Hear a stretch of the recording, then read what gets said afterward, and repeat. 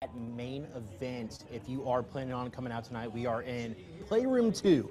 If you're going into Playroom 1, that's down in the hall. What's the line? The Bacini wedding is down the hall to the right. I don't know. Let me tell you about a guy. All right, how's my Dude. Chris Collinsworth slide in? That's what I wanted to do. Oh, were you? Dude, It didn't well, next register, time we'll clearly. have some rolling chairs. Yeah, I do need some rolling chairs to make the dramatic effect. Well, we are out here, as Presley said, at Main Event for State of Louisville Live, ahead of Louisville and North Carolina. We were supposed to be out here a couple of times this year, man, but the weather and things have gotten in the way, but not tonight. We are here. We got some friends out here with us. If you're looking for somewhere to watch the game and you're close by, join us. We're right over here, right off of Blankenbaker Parkway. It is extremely convenient to get here right off of 64. Come on in. They got games, food, appetizers. Bringing happy hour back single-handedly. Yes, Main Event is. they are. And we got a lot to get into because Louisville here in about 28 minutes, 27 minutes will go live against North Carolina. And it's a big game for Louisville, obviously. I mean, coming off of the last couple of games, including that SMU loss, obviously this is one you gotta get, or you want to get a big quad one game against a top 20 opponent in North Carolina, a blue blood, and so there's a lot on the line tonight, and so we're going to get into all of that. We want you to join the show. Do so on YouTube at the State of Louisville YouTube channel, on Twitter at the State of Lou, and of course, if you want to pop on over here to Main Event off of Blankenbaker Parkway, you can do so. Vince Allen is outside, I believe, trying to wander and find us. Do you mind popping him in here? Thank you, sir. Vince Lococo out here as well, Alan Thomas, Matt Childress, Dalton Pence. We're going to have the full gang out here throughout the show. We're going to be live after for a post game as well. Want you to get involved in that. So mark your calendars. Come on back over here. And watch the game, and then jump back on with us afterwards. But Press, how are you feeling about Louisville basketball going into this one? Big Monday. I don't know if you saw. This is not North Carolina related, but Bill Self is 40-0 on Big Mondays. I don't know what Pat Kelsey's Big Monday record is. I know it's at least 0-2. If I'm not mistaken, because they lost to Duke on Mondays, right? I think both of those were on a Monday. At least one of them was on a Monday, damn it. But Louisville in this one against North Carolina, man. How are you feeling? Dude, I feel I'm not going to say surprisingly confident, but I think if you were testing the temperature, you're gauging the pulse, if you will, of this fan base. It's a little testy, right? Like, I mean, after you blow out North Carolina State by, you name your score basically, win by 41 Keep going. I'm going to points, take someone on the whatever screen it real was. quick. Go ahead.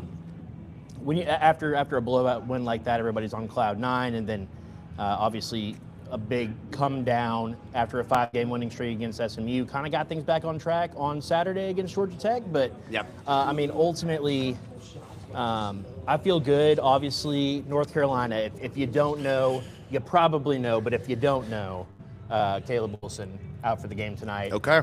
Significant impact player for, I mean, maybe the best player in the country. I don't know. What thoughts on? I mean, I saw in the preseason North Carolina being talked about really favorably. They had a lot of good transfers coming in. I mean, I really like their big man. We'll talk about him in a minute. But I kind of underestimated seeing Caleb Wilson on draft boards, just considering the talent that Louisville has had, or North Carolina has had over the years. But, dude, I mean, I know that Cam Boozer is really like the number one player in the country. But, I mean, dude, just unreal. Just unreal. I mean, Caleb Wilson, I don't know. I mean, as far as NBA talent, as far as what translates to the next level, I think that's what a lot of people that don't watch college basketball on the regular, they are. It's Scotty Barnes, man. It's all over again. It's the Scotty Barnes of the world, where this dude is 6'9", 6'10". He can handle the ball. He can play inside. He can shoot it. He's athletic. I mean, North Carolina, when they have yet to really be fully healthy. They lost Seth Trimble early in the year to like a weightlifting accident. Their leading guard, kind of coming in, replacing R.J. Davis, trying to kind of fill the void there at the guard spot. And obviously they brought some guys in, Henry Vassar, the big man from Arizona. But Caleb Wilson really was the engine on that team that kept them going. And then as he goes out and Trimble comes back, now they're kind of in flux. And they have really let guards in particular dominate them, and part of that is because of the 6'10" ranginess and athleticism that Caleb Wilson offers them is not on the floor anymore. Right. Yeah. I mean, there's been a clear adjustment period without Caleb Wilson, similar to Louisville without Michael Brown. Right. I mean, if you're a Louisville fan, you want to know the equivalent of losing this guy for North Carolina compared to Louisville losing Michael Brown. I'd say it's more impactful. Yeah. I mean, I know Michael Brown has the ball in his hands, maybe a little bit more, but they ran everything through Caleb Wilson. They did. And this is a guy, I mean, he literally a 20-point double-double is what he was averaging before he was injured. 20 points, 10 rebounds a game. But you don't see in college a whole lot, particularly from freshmen. I mean, that's the thing is that, freshmen, Cooper Flagg, a great example of a guy who comes in and does things that just you don't see very often. Right. And then for Caleb Wilson to come in and to be able to, do what he does and to be able to provide that impact and that athleticism on their team and to be a top 5 pick at that and, kind of account for a lot of the flaws that they have, it's really impressive. Yeah, it is. And, I mean, again, this is a guy that, because of his size, because of his wingspan, athleticism, but also just his motor, his knowledge for the game, the little things that you can't really teach, he came in with those intangibles. Right. I think that's and when you look at this freshman class, I think you're seeing a lot of just NBA-ready guys coming into college basketball kind of out of nowhere. But I think part of it is you have maybe this top 20, top 30 players in each class now are much more highly regarded, and then everybody else kind of uses the 4-star, high 3-star guys to kind of fill in those spots. And they also have some international flavor, not only from the transfer portal and Henry Vassar, but they also have Bogovic from, I believe he's from Slovenia, if I'm not mistaken. Montenegro. Okay, so I was just a little bit off in my Eastern European countries. But I want to talk a little bit about Caleb Wilson. Again, I know he's not playing tonight, but just think about this, okay? For a team in North Carolina, the talent they have, he, before he went out with injury, is leading the team and still is in scoring, rebounding, steals, blocks, and he's 0.1 assist away from leading them in assists. Yeah, I mean, that shows the impact that he has.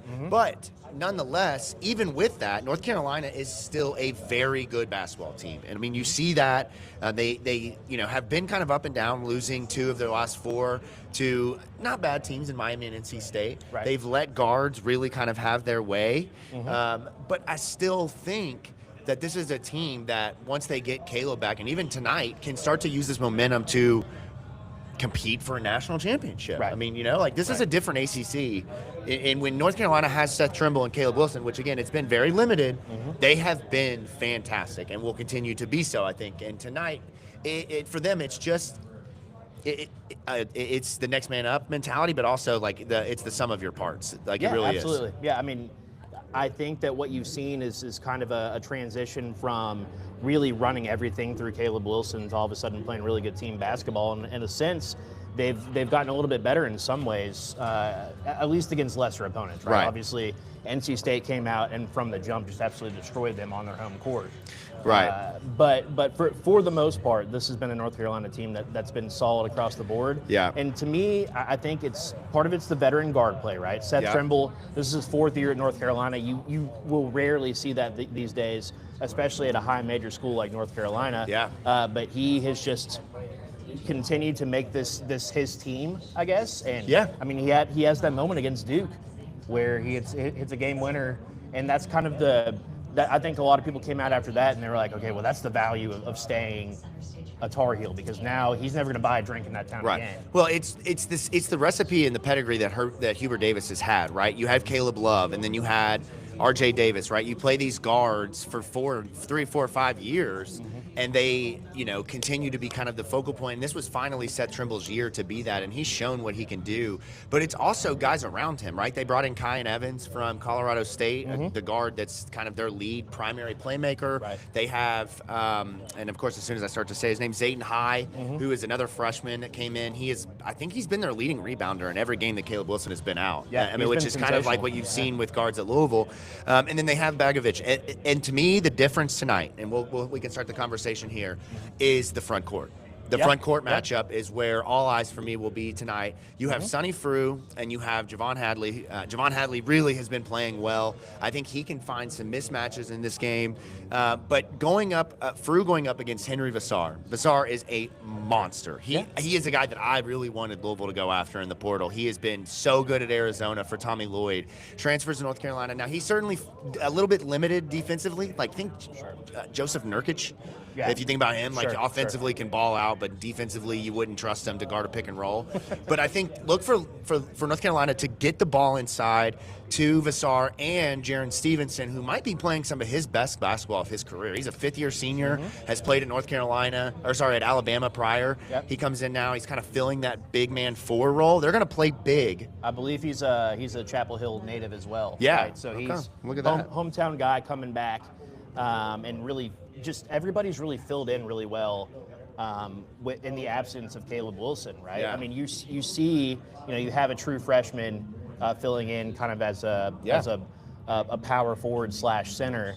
But I mean, Vassar, this is a guy that wasn't at Arizona, was not like a, I don't think Arizona fans were super upset that they lost him when he left. Like, he was okay. I don't even want to say he was okay. He was a solid impact player, but he wasn't starting game in and game out for Arizona. He wasn't dominating in the way that he is now in the ACC. So, I mean, kudos to North Carolina for just finding ways to step up and really even continue to take another step forward without their best player. I think that Caleb Wilson's a guy that you build a team around him. Oh, yeah.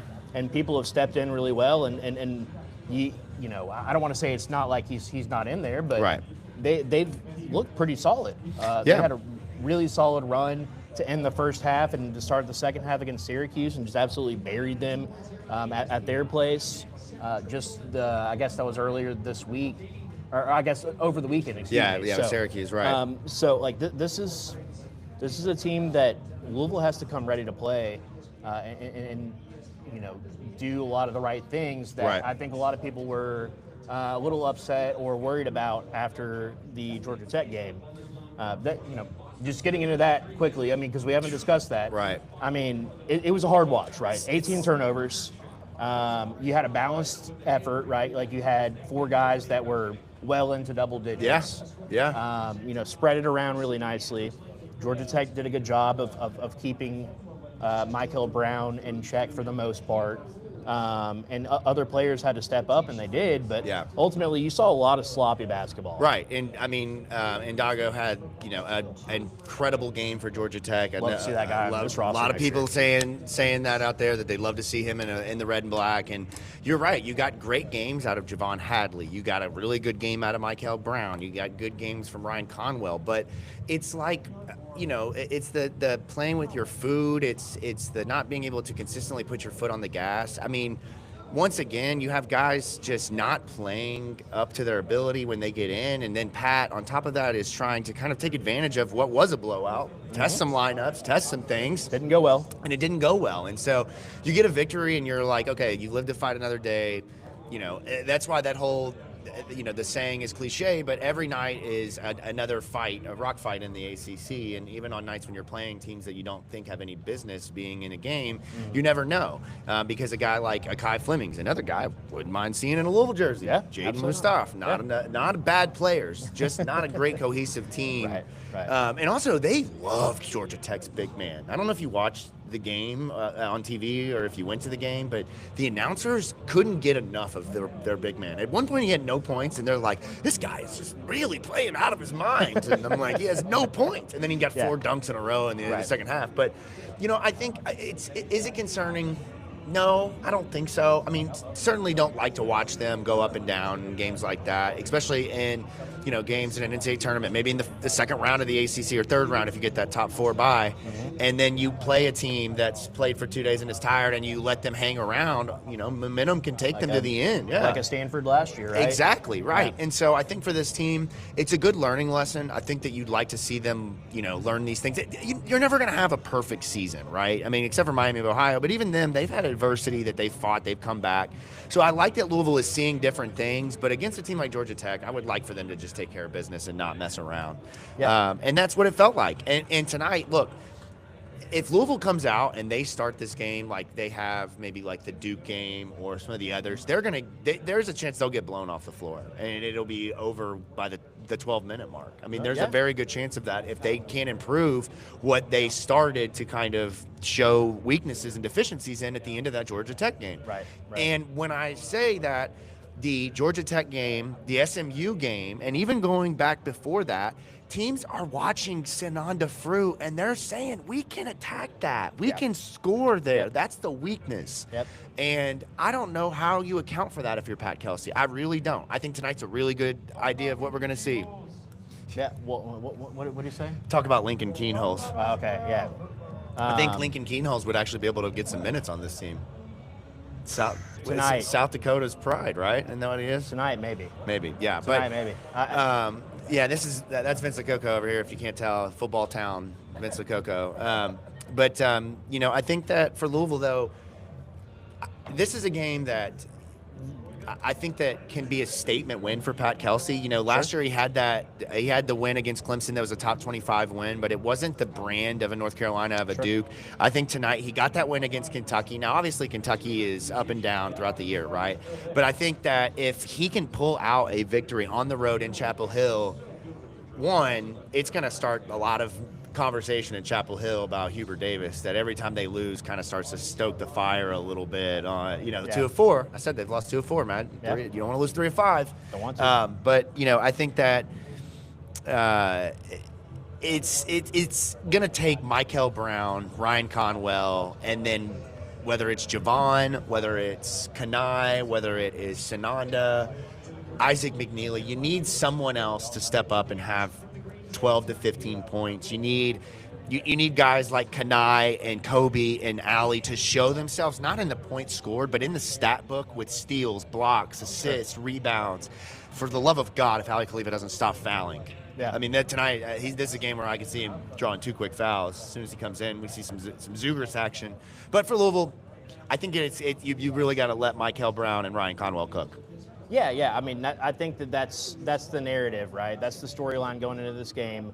Can Louisville contain Henry Vassar, a guy who's just been tearing it up of late, and really North Carolina's litany of front court players that they can, say Henry Vassar gets in foul trouble. Obviously, that's not ideal for North Carolina, but they have 2 or 3 other guys that they can throw into that lineup and be just fine. Right. Right now, they have been starting 3 guards technically, right? So I think the starting lineup is going to go something like this. Up front, you're going to have Henry Vassar and Jaron Stevenson. Yep. Both will probably play 30-ish minutes tonight, I would imagine. And then Zayden High has been the guy that's been rotating in place of Caleb Wilson, I guess. So that's the guy that's getting a lot more minutes. But then you have Bogovac, the Montenegro native. Yep. Luka, right? Luka Bogovac. Luka Bogovac. Freshman, 6'6", 215 pounds. That's number 44 on the court. He's probably going to be starting tonight for North Carolina. And then Seth Trimble, obviously, most people know the name. Just a veteran, savvy point guard. Kind of like has, I don't know, who would you compare Seth Trimble to? Oh, man. I'd say he's a little bit more athletic Quentin Snyder. Is that a terrible comparison? I don't know. I'm not super well versed in Seth Trimble. I'd have to think about it, man. You really put me on the spot with that one. Sorry. Is it bad that my initial thought is Mellow Trimble? But I don't know why. I don't know why you would think that. Maybe that's just because they're names. Yeah, how dare you? No, I mean, I think. Yeah, I'm gonna go put myself in basketball jail for a little bit. I think that's a guy that you could see Michael Brown and Ryan Conwell try to take advantage of.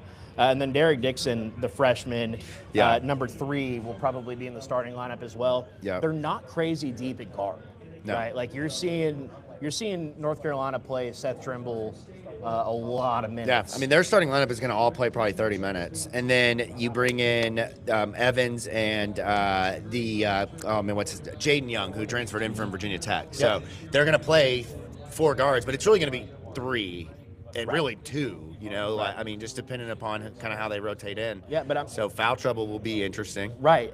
I'm most curious, though, about that matchup up front, right? Like, I think that Louisville's strength on weakness is their offensive guard play versus North Carolina's defensive guard play. And then conversely, on the other side of the coin, you have Louisville's, somewhat inconsistent front court against a really solid front court for North Carolina. It seems like whoever they're plugging in and playing in their front court has been playing well. So they have maintained that kind of way of thinking and style of play that they had with Roy Williams, where they're going to, try to get the rebound and look for the outlet pass. They're going to try to, again, just like in the Roy Williams days, you're not going to see a lot of second chance points for Louisville tonight. You're not going to see Louisville getting out on the break a ton, but you're going to see North Carolina trying to push it on the break. Yeah. But if you can prevent that, if you know that when that ball goes up and you're not getting a rebound, that you immediately are going back on defense, that can help slow things down a lot, because this is a North Carolina team that's right middle of the pack in tempo. Yeah. So I think that the way that, if you're North Carolina, the way that you try to attack Louisville is that you slow it down a little bit. You try to get, a little bit, more into a rhythm in the half court, and I think Louisville's going to try to push the pace. And they're going to try to dump the ball inside. Mm-hmm. You're going to see them immediately target Henry Vasseur as a guy to put the ball in his hands to make a play, right? Sananda Frew, it's probably the most infuriating thing about him to me is that you cannot he does not make a play with the ball in his hands. He will dunk it, and that is it, and lay it in, right? Like, there is no back to the basket face-up game. Vasseur is the true antithesis of a modern European big. He can stretch, he can play inside, he's physical, he's big, he'll rebound, he'll block shots. So I think that, that's a matchup to really watch, is how they get the ball inside to them. But how Louisville takes advantage of that, in my opinion, is one, you got to run. Get them out, and I would play fast. Use your depth to your advantage, right? Like, you have Kason Pryor, you have Vangelis Zugris. You don't necessarily need to go 11 deep in the first 10 minutes of the game, but you can. And you can really make them pay for playing essentially 7 men. I mean, they're going to play 8, but 2 of them are going to play 3 or 4 minutes just to give somebody a break. So get out on the break, and then for them on defense, or defensively for Louisville, North Carolina is not a good shooting team. They do not shoot the ball well from 3. They want to use their athleticism. They want to score inside. They want second chance points. Mm-hmm. They will occasionally take advantage of you on the long offensive rebound and the throwouts to Trimble or to a standstill Dixon. But for the most part, their last 2 games, I think they're like 9 of 47 from 3. Yeah. Now, I think they went 5 of 30 something in one of not the Syracuse game, but the NC State game. NC State, yeah. So make them shoot the ball, force them into some really difficult predicaments for them, to where you make them have to take bad shots. Yeah. And then on the other end, they struggle to stay in front of guards. Yeah. They're not a defensive-minded team. They haven't been really under Hugo Davis at all. I think if you're Pat Kelsey and this Louisville coaching staff, right, whoever had the assignment for this game, they put on that North Carolina State tape, right? Because that NC State game, I mean, Louisville just played them relatively recently, and I think players can remember back to their front court. They have a remind me the guy's name, their star player. Darren Williams, yeah. He's a solid forward, right? But they don't have a ton of size up front, and those are the types of teams that Louisville plays really well against. Darren Williams got his, but it was 8 points all in a row. I mean, it was limited. He shot from outside. They didn't even let him go inside. Right. But he's also a little bit of a flex outside-inside player, right? But I think point being, though, if you're the coaching staff and you look at that game, you have to point to that and say, okay, well, they don't have a ton of size. They weren't overwhelming them with their power on the offensive or defensive end. They really more bullied them with their guards, and I think that's what Louisville can do tonight. But it has to start by setting the tone early, and I think a lot of the game's going to be dictated by the way that the whistle's blown, right? Yeah. It's going to be dictated by, can you keep Sananda Frew and Ali Khalifa out of foul trouble? You saw what game was that?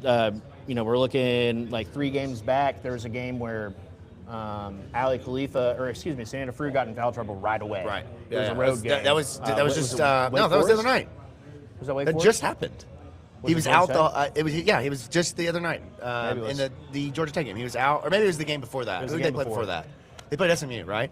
Yes, it was the SMU game. He was out within the first the first 2 minutes of the game because of foul trouble, and then didn't come in. I don't think he scored until the second half, but I think he ended up having a near double-double in that game, if I'm not mistaken. So I think that he is a key in this game, Sananda Frew. I think you need Michael to have a 25-plus point game and really establish himself as the best player on the floor. Mm-hmm. I think a game like this is where Michael will shine. My only fear is we've seen him,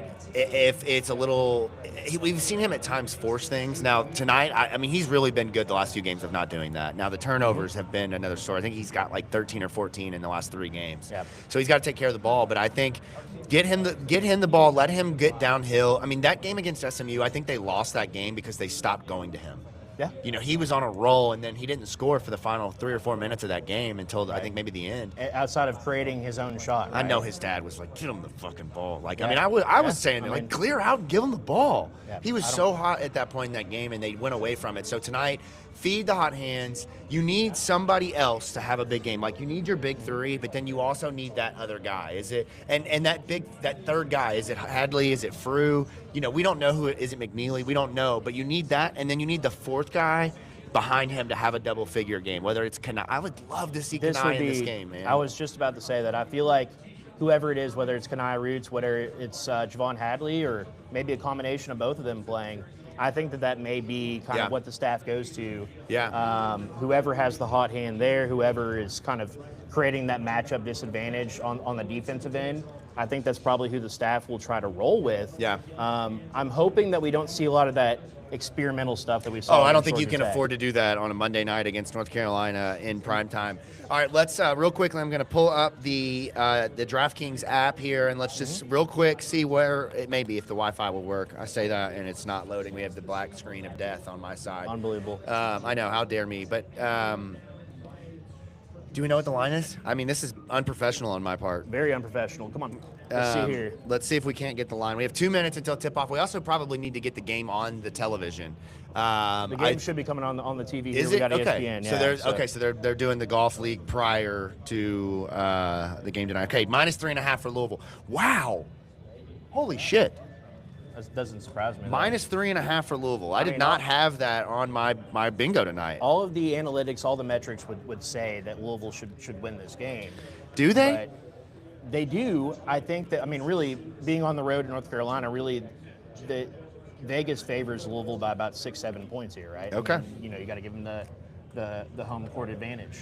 Yeah. Well, there it is. -3.5 prediction. I think Louisville covers. Yeah, you stuck the mic in my face. Sorry, no, I was just pointing at you. I didn't mean to stick it in your face. Yeah, I'm going to go rogue here and get some predictions on the show. Okay. Go ahead. What do you got? Prediction-wise, I said it on the Twitter sphere on X earlier. 82-78 Louisville. Okay. I'll stick with that. Oh, that's my knee. Alan Thomas off camera here. I can see going a lot of different ways. Prediction, sir? Cards 84, Heels 72. You'll see him on the post game. Vince? Alan Thomas. 84-78 or 82-78. I said 83-79 on Twitter. Vince is trying to win the giveaway in main event. Brother Blake, what up, bro? How are you? What we got, prediction-wise? My prediction for the evening is U of L 78, the Tar Heels 75. 78-75. He's got the line right there, real close. I'm gonna go Louisville 81, North Carolina 79. Wow. Game So winner we all tonight. think it should be a Game winner close game. tonight. I will not take my shirt off because we're at a family establishment. But you never know. You never know. Louisville struggled late in games. So if this is something where it comes down to the final few possessions, I am really curious to see how things turn out. Yeah. So. All right. Well, that'll do it for us here on State of Louisville Live. We got some comments in the show here. I apologize for just now getting to these. Shout out to our guy here who used to work at Main Event. Good times, exactly what we're doing here. Join us after the game. I'm off camera. You can't see me. Join us after the game. We'll be right back here. It'll be a cast of Presley, Allen, Dalton, Matt Childress after the game. Instant reaction, good or bad. Join us afterwards. State of Louisville Live, Twitter, YouTube, Main Event. We love you, America. We'll see you next time, ladies and gentlemen, which is right after the game.